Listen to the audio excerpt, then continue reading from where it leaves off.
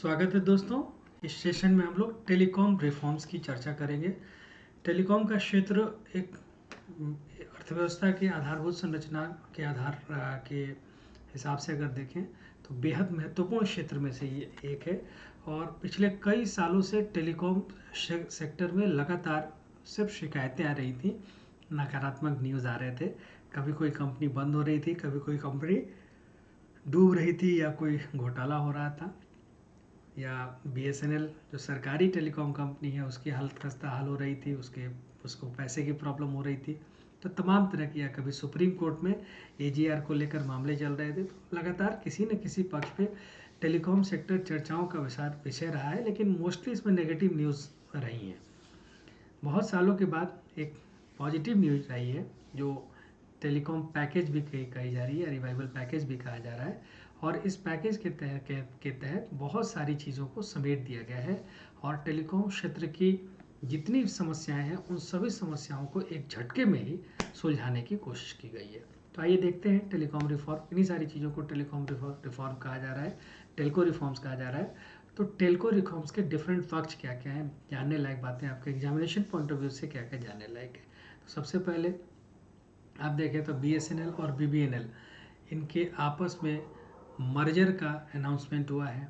उसके अलावा reviver package दिया गया बीएसएनएल को 1.64 लाख करोड़ का, इसकी चर्चा करेंगे। फिर सबसे इम्पोर्टेंट, जो सबसे पेचीदा मसला है टेलीकॉम क्षेत्र का, वो एजीआर ड्यूज़ का मसला है। अभी एजीआर ड्यूज़ होते क्या हैं, इनकी डेफिनेशन समझनी भी सबसे पहली इसकी आवश्यकता पड़ेगी। एजीआर ड्यूज़ को लेकर सुप्रीम कोर्ट के 2019 में क्या डिसीजन थे, फिर 2020 में क्या डिसीजन है, और फिर अभी कैबिनेट ने 2021 में एजीआर की पेमेंट के लिए मोरेटोरियम दिया है। तो वो मोरेटोरियम क्या है, यानी कि मोटे तौर पे एजीआर का मामला 2019 में आप देखें तो इसको एक डायरेक्शन मिल जाती है जब सर्वोच्च न्यायालय का इस पर डिसीजन आ जाता है। फिर सर्वोच्च न्यायालय के आगे 2020 में भी ऑर्डर्स आती हैं, और उसके बाद उसमें लगभग सब कुछ तय हो जाता है कि कितना एजीआर देना है और कब तक देना है। इसी विषय पर सरकार सक्रिय होती है, और वो मोरेटोरियम देती है, यानी कि जो पेमेंट्स एजीआर ड्यूज़ पे करने की समयावधि दी गई थी उसको मोरेटोरियम दी गई। तो मोरेटोरियम का न्यूज़ सामने आता है, तो इसको देखते हैं। उसके अलावा और भी कई सारे एस्पेक्ट हैं जो टेलीकॉम रिफॉर्म्स के हिस्सा हैं, जिसमें पहले अगर जो लाइसेंस पीरियड हुआ करती थी वो 20 ईयर्स की होती थी, लेकिन अभी उसको बढ़ाकर 30 ईयर्स कर दिया गया है। एस के लिए अब एडिशनल 0.5% के पेमेंट देने की आवश्यकता होगी। एस होती है स्पेक्ट्रम यूजेज चार्जेस। तो स्पेक्ट्रम यूजेज चार्जेस के लिए 0.5% एडिशनल पेमेंट का प्रोविज़न लाया गया। एफडीआई इस क्षेत्र में 100% कर दी गई है। केवाईसी नॉर्म को इजी बना दिया गया है, और 1953 का जो कस्टम नोटिफिकेशन था उसको भी रिमूव कर दिया गया है, जो टेलीकॉम सेक्टर में कुछ ऐसी इक्विपमेंट्स हैं जो ज़रूरी होती हैं, उन इक्विपमेंट्स को लाने पे ये चेक रखता था। और उसके अलावा वैसी टेलीकॉम कंपनियां जो दिवालियापन की शिकार है, उनको कोई भी काम करने से पहले, मतलब इस तरह के रिफॉर्म मेजर्स को करने से पहले एनसीएलटी कोर्ट से अनुमति लेनी पड़ेगी। तो ये सारे एस्पेक्ट्स ही मिला जुला कर टेलको रिफॉर्म्स कहला रहे हैं। अब इनको हम लोग वन बाय वन देखते हैं। सबसे पहले देखें, जो हालिया डिसीजन है वो जुलाई 2022 का डिसीजन है, 27 जुलाई 2022 का। और इस समय बीएसएनएल के लिए 1.6 लाख करोड़ के एक पुनरुद्धार पैकेज को मंजूरी दे दी है केंद्रीय मंत्रिमंडल ने। तो मोस्ट रिसेंट अगर घटनाओं में से देखें तो यूनियन कैबिनेट के द्वारा जो बीएसएनएल के रिवाइवल पैकेज के लिए एक बहुत बड़ा अमाउंट आप देखें तो 1.6 लाख करोड़ का अमाउंट है।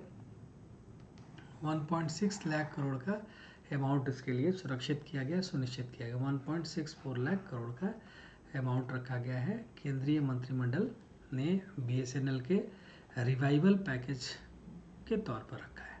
उसके अलावा देखें, ये रिवाइवल मेजर का जो फोकस है वो fresh capital for upgrading BSNL services, destressing its balance sheet, allocating spectrum and augmenting its fibre network by merging with the Bharat broadband Nigam limited.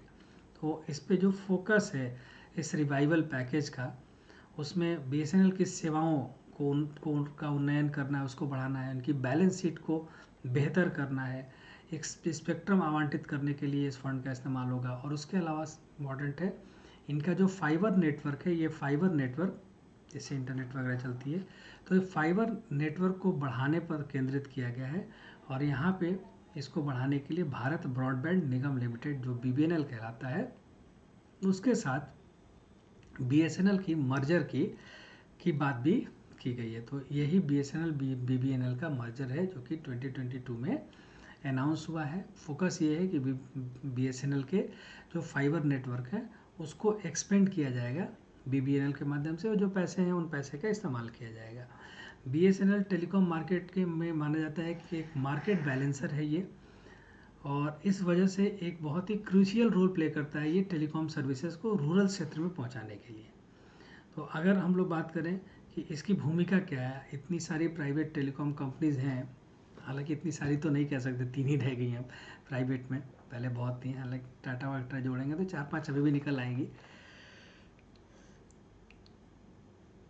लेकिन अगर आप देखें तो बीएसएनएल की आज भी आवश्यकता महसूस की जाती है, और बीएसएनएल की सबसे महत्वपूर्ण आवश्यकता यही है कि एक बैलेंसर है, क्योंकि सरकारी कंपनी है, इसलिए ये किसी भी तरह के आप कह सकते हैं कि मार्केट गेम का हिस्सा नहीं रहता है, ये लोगों के फेवर में काम करता हुआ दिखाई देता है। इसको कहते हैं मार्केट बैलेंसर है, मोटे तौर पे मोनोपोली डुओपोली भी यहाँ कहते हैं इसको।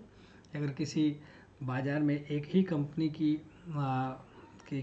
के नियंत्रण में आ जाए तो उसे एक अधिकार कहा जाता है, और जब 2 कंपनियों के नियंत्रण में बाजार आ जाता है तो वो डुओपोली कहलाती है। मोटे तौर पे देखें आइडिया और वोडाफोन के फ़ोन को छोड़ दें तो 2 ही कंपनी टेलीकॉम क्षेत्र में काम करती हुई दिखाई देती हैं, जियो फोन दिखाई देता है और एयरटेल दिखाई देता है, तो एक डुओपोली टाइप की चीज़ दिखती है। तो उसमें भी एक मार्केट बैलेंसर के तौर पे बीएसएनएल की उपस्थिति मजबूत मानी जाती है।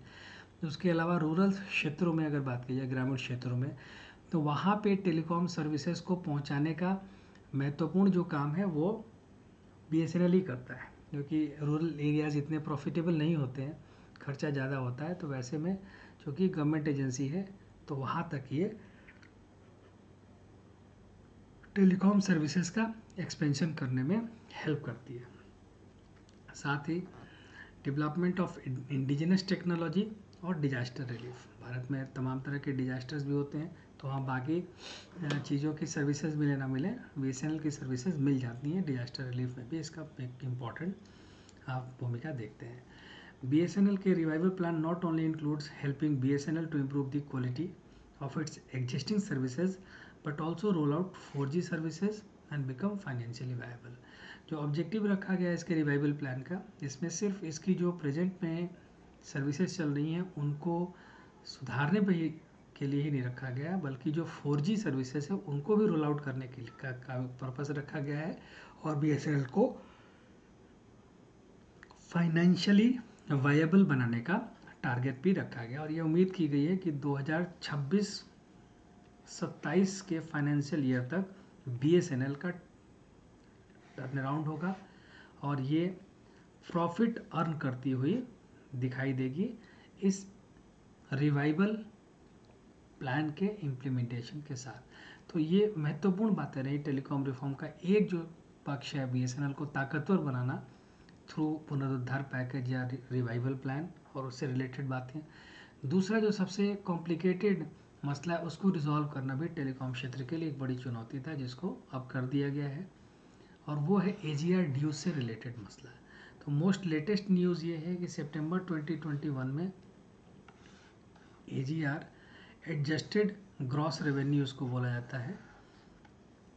एडजस्टेड ग्रॉस रेवेन्यू का मतलब ये है, जब नई टेलीकॉम पॉलिसी आई थी 90s में, तो उसमें ये प्रोविज़न रखा गया था कि कंपनियां या तो स्पेक्ट्रम को इस्तेमाल करने की या इस सेवा में आने के लिए जो लाइसेंस लेंगे वो एक ही बार लाइसेंस फीस दे दें, जिनका टाइम टू टाइम रिन्यूअल हो, जो भी टेनियर हो टाइम पीरियड, या फिर वो हिस्सेदारी दें अपने रेवेन्यूज़ में से।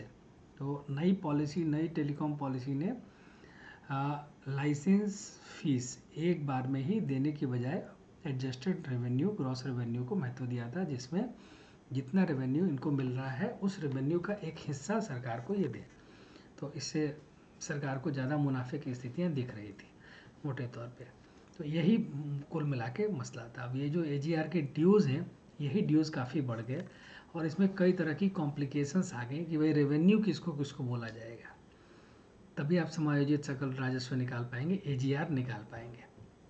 और ये इस पे सहमति टेलीकॉम कंपनियों और सरकार के बीच में नहीं बन पाई और फाइनली ये सुप्रीम कोर्ट तक पहुंचता है और सुप्रीम कोर्ट में इसके द्वारा निर्णय लिए जाते हैं, जिसमें एक आ जाता है 10 साल का समय दिया जाता है और लाखों करोड़ रुपए की AGR ड्यूज़ है। अब इसका आंकड़ा भी मैं बताऊंगा थोड़ी देर में आपको। इस लाखों करोड़ से की जो AGR ड्यूज़ हैं उसके लिए अब टेलीकॉम कंपनियों को सर्वोच्च न्यायालय ने 10 साल का वक्त दिया था। तो अब इस मॉरिटोरियम के बाद कैबिनेट ने जो मॉरिटोरियम इन्हें दे दिया, तो अब इनको रिलीफ मिल गया। अब इन्हें ये चुकाने की फ़िलहाल आवश्यकता नहीं है। सितंबर 2021 के कैबिनेट डिसीजंस में अगर आप देखें तो 4 ईयर का ये मॉरिटोरियम दिया गया है, यानी कि 4 सालों तक का मॉरिटोरियम है, 4 सालों तक का मोहलत है। इस मोहलत अवधि में बकाया राशि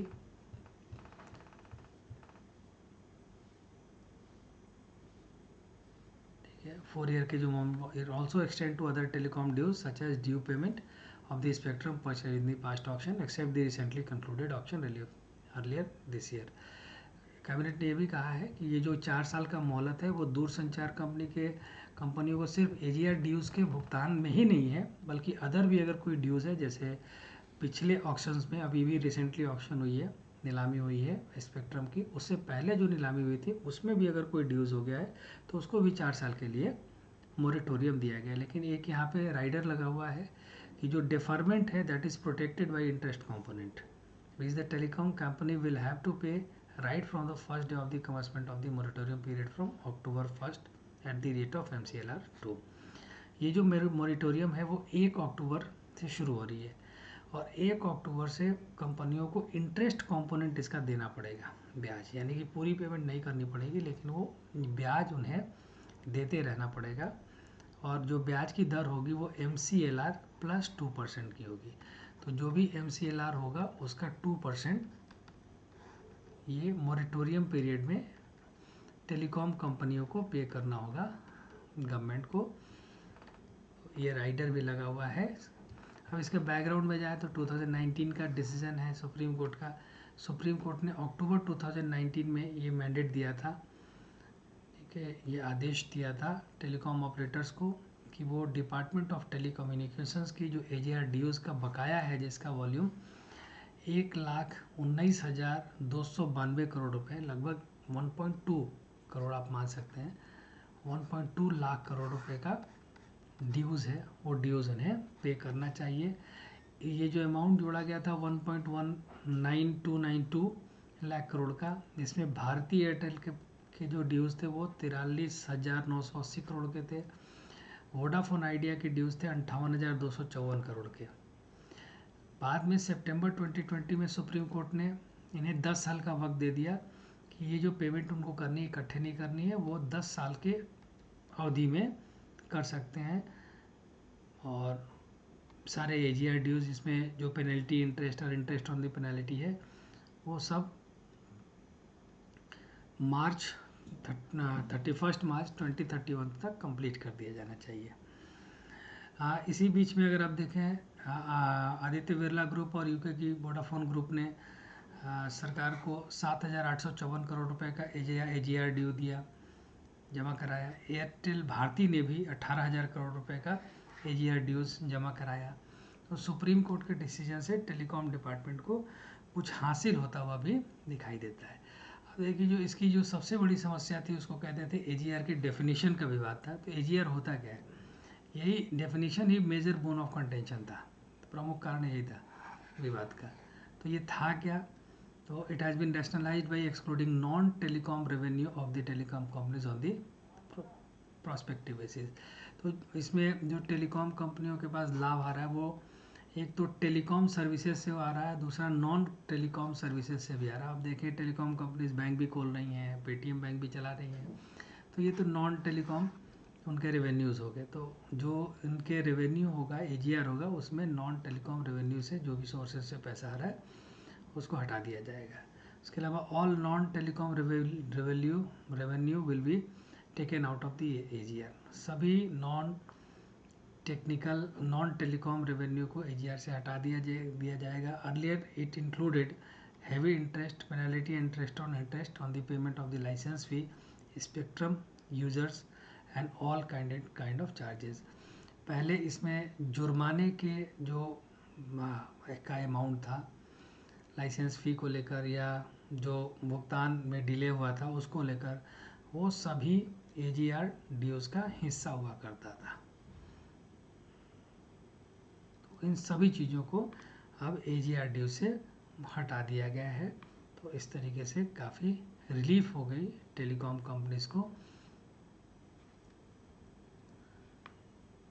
अब देखिए इसके साथ साथ जो अन्य डिसीजन लिए गए उसमें स्पेक्ट्रम की जो लाइसेंस है वो पहले 20 साल के लिए दी जाती थी, उसको 10 साल और बढ़ाकर 30 साल कर दिया गया है। यानी कि स्पेक्ट्रम भविष्य की स्पेक्ट्रम की लाइसेंस अवधि 20 वर्ष की तुलना में अब 30 वर्ष हुआ करेगी।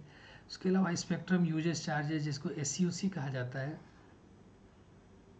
इसके लिए कोई नो स्पेक्ट्रम एसयूसी देने की आवश्यकता है for spectrum acquired in the future auction, and the additional SUC charges for the spectrum sharing have also been removed.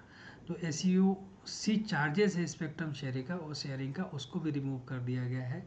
और भविष्य में भी अगर कोई ऑप्शन होता है तो स्पेक्ट्रम यूजेस चार्जेस एसयूसी नहीं देना पड़ेगा।